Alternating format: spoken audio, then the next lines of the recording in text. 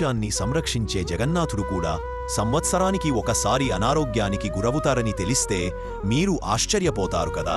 కేవలం మనుషులు మాత్రమే కాదు, కొన్నిసార్లు దేవుడు కూడా అనారోగ్యానికి గురవుతాడు. ఈ మనోహరమైన మరియు దైవిక రహస్యాన్ని గురించి తెలుసుకుందాం. ప్రతి సంవత్సరం జ్యేష్ఠ పౌర్ణమి పవిత్రమైన రోజున శ్రీ జగన్నాథుడికి వైభవంగా స్నానోత్సవం జరపబడును. ఈ స్నానోత్సవంలో జగన్నాథుడికి 108 కుండల పవిత్ర జలాలతో స్నానం చేయిస్తారు. ఈ ఆకస్మిక ఉష్ణోగ్రత మార్పు కారణంగా జగన్నాథుడు అనారోగ్యానికి గురవుతారని భక్తులు విశ్వసిస్తారు. ఈ అనారోగ్య సమయంలో 15 రోజుల పాటు ఆలయ తలుపులు మూసి ఉంటాయి. స్వామి ఏకాంతంగా విశ్రాంతి తీసుకుంటారు. ఈ సమయంలో సాధారణ నైవేద్యాలకు బదులుగా ఆయనకు మూలికా మందులు, పళ్లరసాలు, తేలికపాటి ఆహారం మరియు ప్రత్యేక ఆయుర్వేద మిశ్రమాలు సమర్పిస్తారు. అయితే ఈ సంప్రదాయం ఎలా ప్రారంభమైందో తెలుసుకోవడానికి ఒక అద్భుతమైన కథ ఉంది.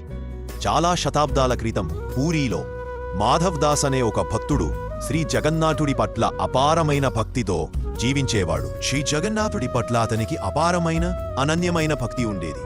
తన జీవితాన్ని పూర్తిగా జగన్నాథుడి సేవకే అంకితం చేసుకున్నాడు. ఒకరోజు మాధవ్ దాస్ తీవ్రంగా అనారోగ్యానికి గురయ్యాడు. అతను బలహీనంగా నిస్సహాయంగా ఉన్నప్పటికీ ఎవరి సహాయాన్ని అంగీకరించలేదు. భగవంతుడే తనను చూసుకుంటారని అతను గట్టిగా నమ్మారు. తన భక్తుని స్వచ్ఛమైన విశ్వాసానికి చలించిపోయి శ్రీ జగన్నాథుడు స్వయంగా వేరే రూపంలో వచ్చి మాధవ్ దాస్కు వ్యక్తిగతంగా సేవ చేశారు. అతన్ని శుభ్రం చేసి ఆహారం తినిపించి ప్రేమతో చూసుకున్నారు. మాధవదాస్ కోలుకున్న తర్వాత తనకు సేవ చేసింది సాక్షాత్తు జగన్నాథుడే అని గ్రహించాడు. అతను వినయంగా ఇలా అడిగాడు, ఓ ప్రభూ, మీరు మీ దైవిక శక్తులతో నన్ను నయం చేయగలనప్పుడు నాకు ఎందుకు సేవ చేయాలని ఎంచుకున్నారు? దీనికి శ్రీ జగన్నాథుడు ఇలా బదులిచ్చారు, ప్రియమైన మాధవ, నా భక్తుల కష్టం నాకు భరించలేనిది. అందుకే స్వయంగా నీకు సేవ చేశాను. విధిలో ఉన్న దానిని అనుభవించక తప్పదు, లేకపోతే మరో జన్మ ఎత్తవలసి వస్తుంది. నీ విధిలో ఇంకా 15 రోజుల వ్యాధి మిగిలి ఉంది. విధి కారణంగా నువ్వు మళ్లీ బాధపడటం నాకు ఇష్టం లేదు. కాబట్టి నీ విధిలో ఇంకా మిగిలి ఉన్న 15 రోజుల వ్యాధి నాకు ఇచ్చేయి. ఈ అద్భుతమైన సంఘటన కారణంగానే నేటికి ప్రతి సంవత్సరం శ్రీ జగన్నాథుడు 15 రోజుల పాటు అనారోగ్యానికి గురవుతారు.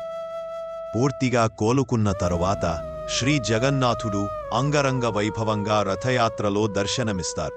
అధర్మాన్ని అణిచేయగ యుగ యుగాన జగములోన పరిపరి విధాల్లోన విభవించే విక్రమ విరాట్ రూపమితడే. ఇది కేవలం ఒక ఆచారం మాత్రమే కాదు, ఆ జగన్నాథుడు తన భక్తుల పట్ల ప్రేమ మరియు సేవకు సంబంధించిన ఒక జీవన కథ నుండి ఉద్భవించిన సంప్రదాయం అని గుర్తుంచుకోండి. జై జగన్నాథ్.